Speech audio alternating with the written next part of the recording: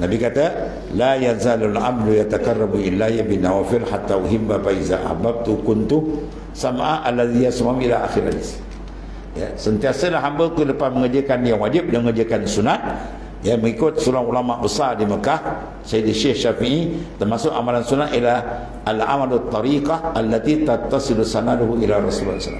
Amalan tarikat yang diambil sanad sampai kepada Nabi SAW. Ya, bila bersungguh sampai Tuhan bukakan hijab, jadi rasalah. Ya. Sehingga aku kasih. Bila aku kasih, akulah pendengarnya, dia mendengar dengan aku, dia bercakap dengan aku, dia duduk bangun dengan aku. Bila dia dengar Allah Ta'ala, selamat, dimatikan afal dia, nafsu mati.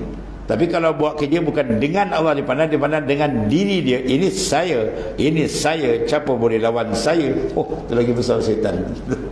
Ya, awak tak kenal siapa saya. Wah, itu lagi hantu. So, yang cakap anak dia iblis. Ana khairun minhu, aku lebih baik daripada Adam. Tu anak-anak, dia tak ada anak sini. Huwa, dia pandang hu. Siapa yang jadikan semua makhluk? Dia.